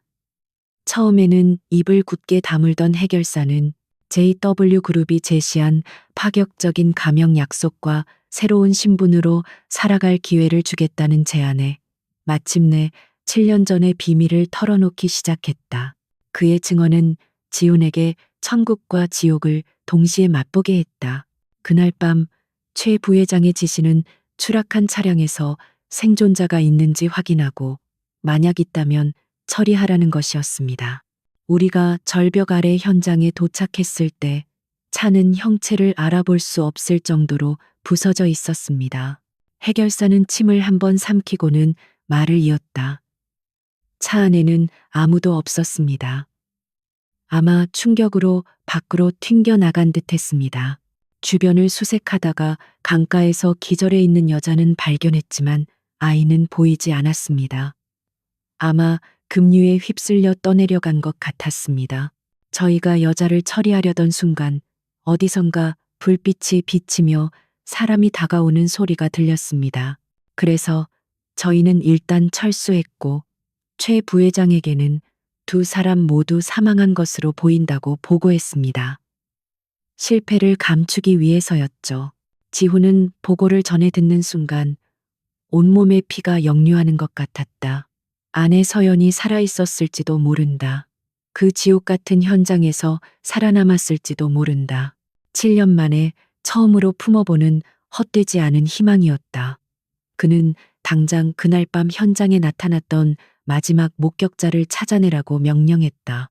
팀은 사고 지역의 옛날 신문 기사, 병원 응급실 기록, 그리고 경찰서의 탐문 기록까지 샅샅이 뒤졌다. 그리고 마침내 사고 당일 밤 저체온증과 쇼크 증세로 응급실을 찾았던 한 늙은 어부를 찾아냈다. 그는 모든 것을 정리하고 지금은 조용한 바닷가 마을에서 살고 있었다. 박민혁과 조사팀이 조심스럽게 그를 찾아갔을 때 늙은 어부는 마치 그들이 찾아올 것을 기다렸다는 듯 담담한 표정이었다. 그는 지난 7년간 두려움 때문에 진실을 말하지 못했던 죄책감에 시달려왔다고 고백했다. 그리고 마침내 그날 밤에 모든 진실을 털어놓았다. 그날 밤 낚시를 마치고 돌아오는데 절벽 쪽에서 끔찍한 소리가 들렸소. 가보니 여자가 강가에 쓰러져 있었지. 머리를 심하게 다쳐 의식은 없었지만 숨은 붙어 있었소. 경찰에 신고했지만 며칠이 지나도 아무런 소식이 없더군. 이상했지. 우리는 아내와 함께 여자를 극진히 간호했소. 다행히 며칠 만에 깨어났지만 여자는 아무것도 기억하지 못했소. 자신의 이름도 나이도 어디서 왔는지도 모든 기억을 잃어버린 거요. 노인은 깊은 한숨을 내쉬었다. 우리는 여자가 아주 위험한 사람들에게 쫓기고 있다고 생각했소. 그래서 경찰에도 더 이상 알리지 않고 죽은 우리 딸의 이름으로 호적을 만들어주고 딸처럼 여기며 함께 살아왔소. 여자는 지금도 우리와 함께 살고 있소. 아주 착하고 고운 심성을 가진 아이요. 박민혁으로부터 마지막 보고를 전해들은 강지훈은 저택의 서재에 선 채 한동안 아무 말도 할 수 없었다. 감정의 폭풍이 그의 온몸을 핥히고 지나갔다. 아들은 살아 돌아왔다. 그리고 아내는 비록 기억은 잃었지만 살아 있었다. 이 모든 비극을 만든 자는 자신의 가장 가까운 곳에서 위선적인 미소를 짓고 있었다. 이제 모든 퍼즐 조각이 맞춰졌다. 복수를 위한 모든 명분과 증거가 그의 손안에 들어왔다. 그의 가슴 속에서 들끓던 분노와 슬픔은 이제 하나의 목표를 향해 무섭도록 차갑게 결정화되고 있었다. 그는 창밖의 어두운 도시를 바라보았다. 하지만 그의 시선은 도시가 아닌 아내가 살아 숨쉬고 있을 저 멀리 남쪽의 바닷가 마을을 향해 있었다. 그의 입에서 7년간 단 한 번도 소리내어 부르지 못했던 이름이 흘러나왔다. 서연아. 그의 목소리는 애틋함과 결의로 가득 차 있었다. 이제 피해 복수를 위한 마지막 무대가 막을 올리려 하고 있었다. 진실의 모든 조각을 손에 쥔 강지훈은 서두르지 않았다. 그는 7년간 자신을 기만해 온 적에게 가장 완벽하고 잔인한 종말을 선사하기 위해 마지막 덫을 설계하기 시작했다. 그는 의도적으로 통제된 경로를 통해 이사회에 정보를 흘렸다. 조만간 JW그룹의 공식 후계 구도에 대한 중대 발표가 있을 것이며 입양한 아들 한유진을 유력한 후보로 고려하고 있다는 내용이었다. 이것은 절망에 빠진 최태석을 둥지 밖으로 끌어낼 마지막 미끼였다. 동시에 그는 저택의 경비 시스템에 의도적으로 몇 가지 허점을 노출시켜 마치 방비가 허술해진 것처럼 위장했다. 마침 서울을 향해 강력한 태풍이 북상하고 있었다. 모든 조건은 최후의 결전을 위해 완벽하게 갖추어지고 있었다. 후계자 발표 소식은 최태석에게 사형 선고나 다름없었다. 한유진이라는 정체불명의 아이가 공식 후계자로 지명되는 순간 그의 10수년에 걸친 야망은 물거품이 될 터였다. 이사회에서의 참패 이후 그를 짓누르던 불안감은 이제 공포가 되어 그의 숨통을 조여왔다. 강지훈이 무언가 알고 있다는, 아니 모든 것을 알고 있다는 불길한 예감이 그의 온몸을 휘감았다. 그는 더 이상 선택의 여지가 없다고 판단했다. 아이를 납치하는 것, 그것이 그가 택할 수 있는 마지막이자 가장 위험한 도박이었다. 아이를 인질로 삼아 강지훈에게 그룹의 모든 지분을 넘기게 하고 해외로 도피할 계획이었다. 그는 과거의 어설픈 해결사들 대신 돈이면 무엇이든 하는 무자비한 해외 용병팀을 고용했다. 마침내 예고된 대로 태풍이 서울을 덮쳤다. 미친 듯이 몰아치는 비바람이 도시 전체를 집어삼킬 듯했고 거대한 저택은 어둠 속에서 희미하게 신음했다. 최태석은 바로 이날을 위해 모든 것을 준비했다. 그와 용병들은 칠흑 같은 어둠과 폭우를 틈타 저택의 경비망을 뚫고 정원 안으로 잠입했다. 그들은 자신들의 침투가 완벽하게 성공했다고 믿었다. 하지만 그들은 자신들이 사냥꾼이 아니라 거대한 덫 안으로 스스로 걸어 들어온 사냥감이라는 사실을 깨닫지 못하고 있었다. 저택 내부는 폭풍 전야처럼 고요했지만 그 고요함은 철저히 계산된 것이었다.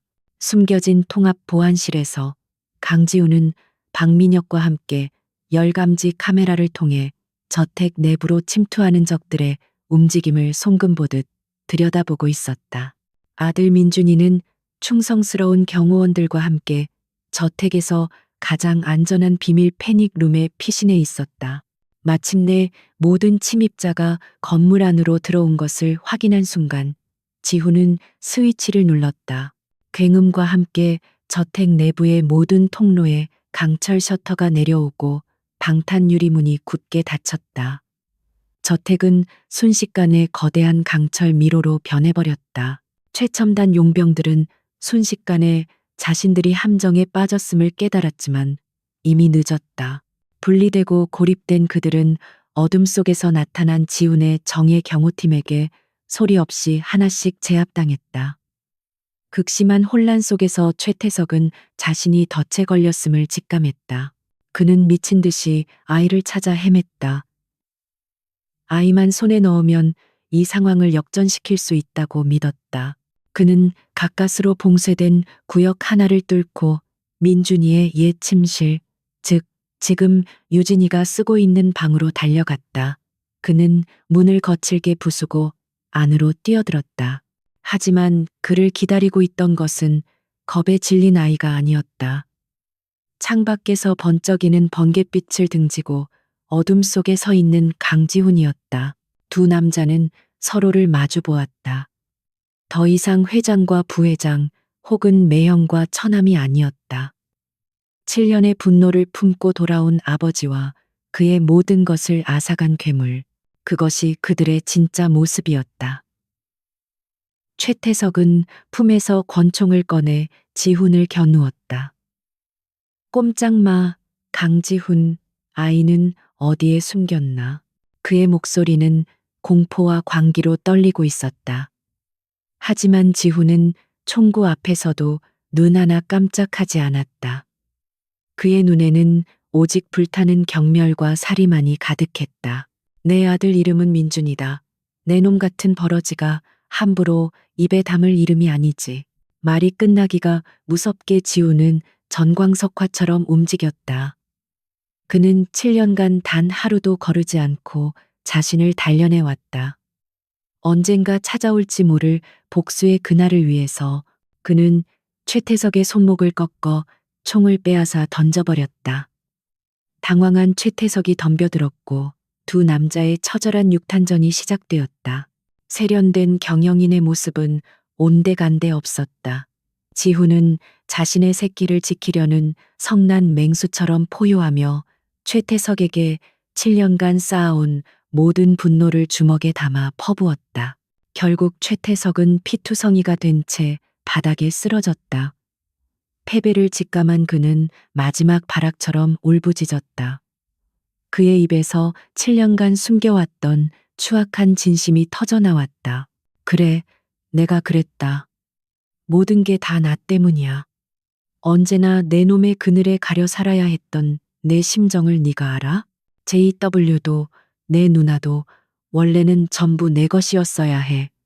내 놈과 내 놈 새끼 전부 내 손으로 직접 지옥에 보냈어야 했는데. 그의 광기 어린 절규는 방 안에 숨겨진 고성능 마이크를 통해 고스란히 녹음되고 있었다. 바로 그 순간 굉음과 함께 저택의 현관문이 폭파되고 지훈의 신호를 기다리고 있던 경찰 특공대가 함성을 지르며 저택 안으로 쏟아져 들어왔다. 비바람에 흠뻑 젖은 최태석이 믿을 수 없다는 표정으로 수갑이 채워진 채 끌려나갔다. 용병들도 모두 체포되었다. 밤새 서울을 핥히던 폭풍우는 마치 모든 것이 끝났다는 것을 알리기라도 하듯 동이 틀 무렵 서서히 잦아들기 시작했다. 온몸이 상처투성이었지만 지우는 승리한 왕처럼 당당하게 서 있었다. 그는 지친 몸을 이끌고 패닉룸으로 향했다. 무거운 철문이 열리자 유진이, 아니 민준이가 겁에 질리지 않은 맑은 눈으로 그를 올려다보고 있었다. 지우는 아들의 앞에 천천히 무릎을 꿇었다. 그는 두 팔을 벌렸다. 그리고 7년 동안 단 한순간도 잊어본 적 없었던 가슴 속으로만 수만 번 되뇌었던 그 이름을 마침내 입 밖으로 꺼냈다. 민준아, 아빠다. 그 한마디에 모든 시간이, 모든 아픔이 녹아내렸다. 아들은 잠시 망설이다가 마침내 자신의 진짜 아빠의 품으로 달려와 와라간겼다. 길고 길었던 폭풍의 밤이 마침내 끝나고 있었다. 태풍이 지나간 서울의 하늘은 거짓말처럼 맑게 개어 있었다. 폭풍의 밤이 남긴 상처를 복구하는 도시의 분주함과 함께 JW그룹 최태석 부회장의 체포 소식은 대한민국 전체를 뒤흔들었다. 7년 전 비극적인 사고로 위장된 살인 미수, 아동 납치 및 유기, 그리고 천문학적인 규모의 경영 비리까지 그의 범죄는 연일 언론의 헤드라인을 장식했고 대한민국을 대표하는 기업의 추악한 이면은 대중에게 큰 충격을 안겨주었다. JW그룹의 주가는 일시적으로 폭락했지만 강지훈은 흔들리지 않았다. 그는 폭풍의 눈 한가운데에 선선장처럼 침착하고 신속하게 위기를 수습해 나갔다. 그는 긴급 기자회견을 자청하여 대중 앞에 섰다. 그리고 7년간 자신을 짓눌러 왔던 모든 진실을, 죽은 줄 알았던 아들이 살아 돌아온 기적과 가장 믿었던 가족에게 당한 끔찍한 배신을 담담하게 고백했다. 그의 진솔한 고백에 여론은 동정에서 지지로 돌아섰고 그룹을 뿌리부터 개혁하겠다는 그의 단호한 약속에 투자자들의 신뢰도 서서히 회복되기 시작했다.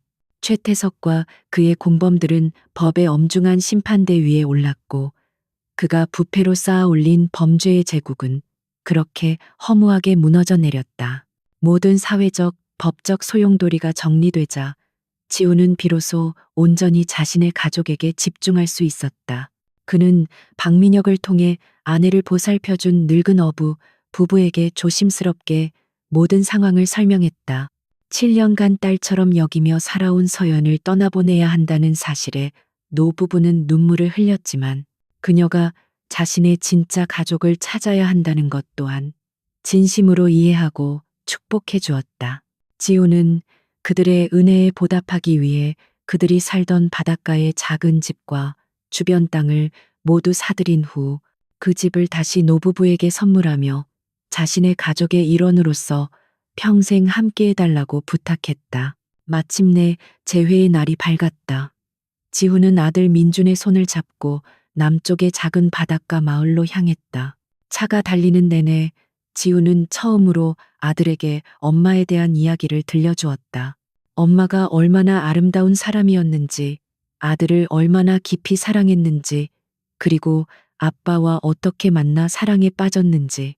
그는 낡은 앨범을 꺼내 서연의 사진을 보여주었다. 민주는 엄마에 대한 기억이 전혀 없었지만 아빠의 이야기를 들으며 커다란 눈으로 사진을 들여다보았다. 아이의 마음속에 엄마라는 존재가 따뜻하고 그리운 이름으로 서서히 자리 잡기 시작했다. 마침내 차가 하얀 울타리가 쳐진 예쁜 집 앞에 멈춰 섰다. 정원에서는 한 여인이 따사로운 햇살을 받으며 꽃에 물을 주고 있었다. 강지훈의 심장이 멎는 듯했다. 서연이었다. 그의 아내. 그녀는 예전의 화려한 모습은 아니었지만 평화롭고 건강해 보였다. 그녀는 낯선 차와 사람들을 보고는 의아한 표정으로 고개를 갸웃했다. 지훈과 민준을 바라보는 그녀의 눈빛에는 낯선 사람에 대한 정중한 호기심만이 담겨 있었다. 그 순간 지훈의 가슴은 무너져 내리는 동시에 벅찬 환희로 가득 찼다. 괜찮아. 살아있어. 그것만으로도 충분했다. 지훈은 섣불리 다가가 그녀의 평화를 깨뜨리지 않았다. 그는 자신을 당신의 과거와 연결된 사람이라고 소개했고, 민준이를 아주 특별한 아이라고만 설명했다. 어른들의 복잡한 감정과는 달리 민준이는 순수한 아이의 본능으로 움직였다. 아이는 성큼성큼 정원으로 걸어가 꽃을 보고 있는 서연의 곁에 섰다. 그리고는 맑은 목소리로 말했다. 아줌마, 꽃이 정말 예뻐요. 그 순수한 한마디가 서연의 마음속 깊은 곳에 잠들어 있던 무언가를 건드린 것일까. 그녀는 자신도 모르는 이유로 눈에서 눈물 한 방울이 흘러내리는 것을 느꼈다. 시간이 흘렀다. 지훈은 JW 그룹의 경영을 가장 신이 많은 후배에게 맡기고 대부분의 시간을 바닷가, 집에서 가족과 함께 보냈다. 그들은 평범하고 소박한 삶을 살았다.